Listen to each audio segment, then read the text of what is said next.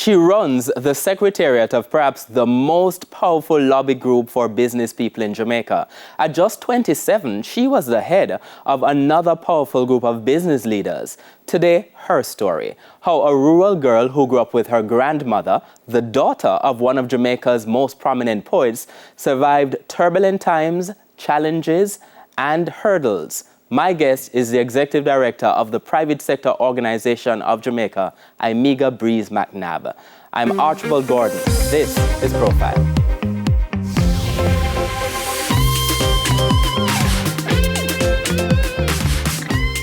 So Imega Breese McNab is still with me on Profile. Last week, when last week's program ended, we talked about the early days of growing up. We talked about some of the major influences in your life. We talked about your grandmother, your father, and your mother. And we started to talk about the early parts of your career, because we were saying at the end that when you had a choice between going to Edna Manley and Montego Bay Community College, your mother was like, yeah, that job, not a job for you. So what did you go on to do? All right, so after Montego Bay Community College, I was like, okay, degree time. So came to the University of the West Indies, and I thought I was this bright spark and I'm going to do economics because I loved my economics teacher at Montego Bay Community College.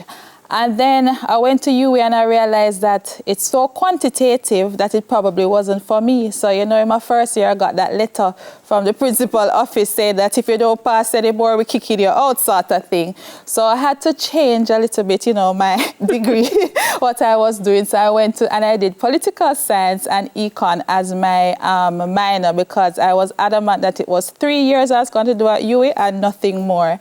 So after UWI, I buckled up and I pushed through, got the degree. And, after the degree, I was like, what do I use this degree to do for now? But I'm not from Kingston, so I didn't have that decision yet as do I stay. So I went back home. And which, by the way, is such a remarkable. I remember you telling me that part of the story first, and I'm like, all the way back to Sandy Bay. All the way back to Sandy Bay, live with my grandmother again, I ended up at Sandy Bay Primary and All-Age School, getting a job as an assistant secretary and a part-time teacher for grade 1. And I keep saying I remember my first paycheck, I think it was $30-something thousand. I mean, I was happy with what I was doing, but I was like, is this really going to be the rest of my life? But it was a good experience for me, though, Archie, because I realized what the education system is like and that there are improvements that still need to be made. I mean, you hear the story, when parents come to beat you for discipline you, picnic, I went through that as well. I had a parent come to the school to tell me that don't discipline them picnic. So after that, I started to look at other career choices. But in the West, that was a moment for you, or the job? Well, I did it for a year, and the job overall. I mean, I did enjoy knowing that I could have a positive impact on kids' life and children's life, because one of the things, you also had like one teacher to like 45 students, and you had kids who were, they're later in their development, and you needed someone to focus on them specially, and I was able to do that. So I did enjoy that part of it. But then I was looking at my career choices, and in the West, it's more tourism at that time, certain type of industries, and I also thought that wasn't necessarily the way I wanted to go either. So we spoke, and I said, okay, I'm going to come back and I do my master's. So again, because of what I saw my grandmother do, I wanted to do like social development and stuff, and because I want to be one of those out of the school system. Very quickly, I looked at which program had a one-year master's and what master program would I do. And so I ended up over Salises, and I said to Salises... This is a Sir Arthur Lewis Institute for Social and Economic Studies. So I said, I want to do social development. And they called me and I said, well, if you want to do social development, you're going to have to go back into UWI and do some courses. And I'm like, no, that not happen.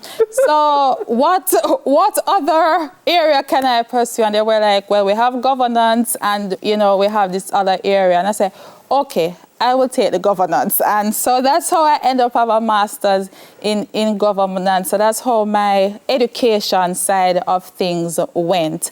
So, and then I must say, though, that I was able to stay in Kingston and do all of that because at that point in time, I met my husband of 15 years, friends now for 23 years. So, you know, I also had that support structure going through the school system, so I didn't have to necessarily go back to Sandy Bay.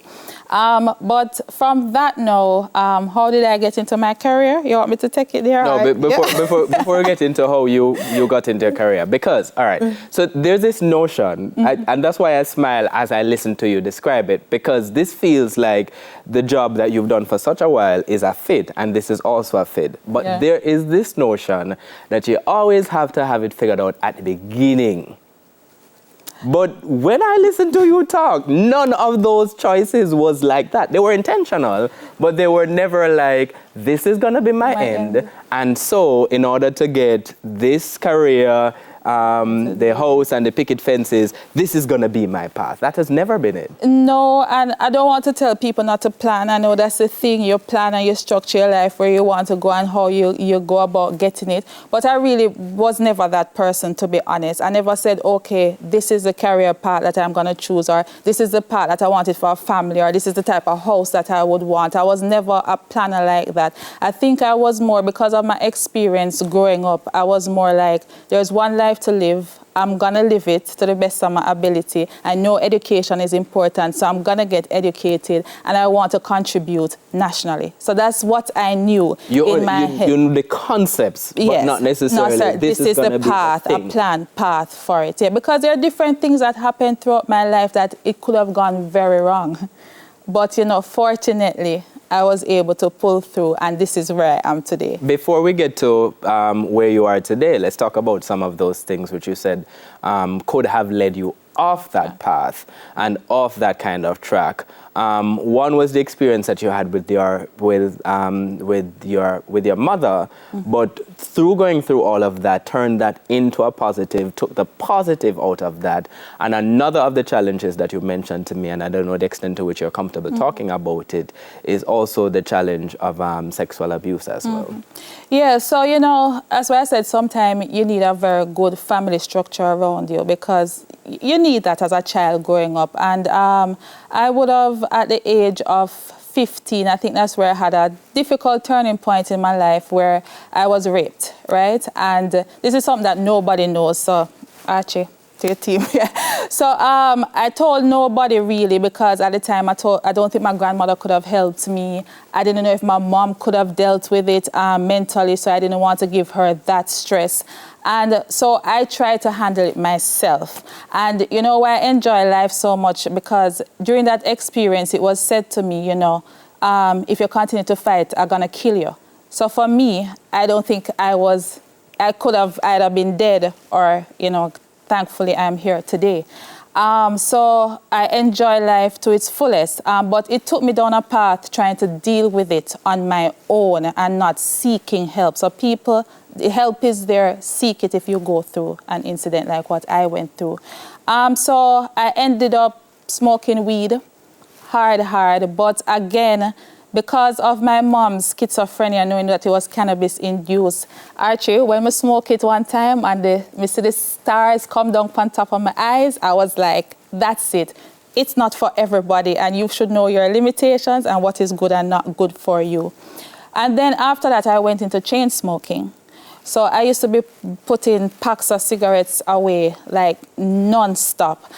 So, you know, I would have had certain behavior patterns that were not necessarily the best choices as a teenager. So, like, my teenage life there was just almost like ripped apart, right? So I would have gone through that with the chain smoking, and then I would have made bad choices with relationship as well, because I ended up in an abusive relationship. And I must say, I understand it when women, you know, as one of those persons, you cover up with makeup sort of thing, and you give the excuse, you lick up in a door or something like that. So I understand sometimes you don't see the way out, you're young, you know, you don't know how to deal with these situations. And again, I think this is an area in Jamaica that we need to look at, how we support women, especially women with children, you know, who want to come out of an abusive situation. I don't know how, or I don't have the support mechanism to do so.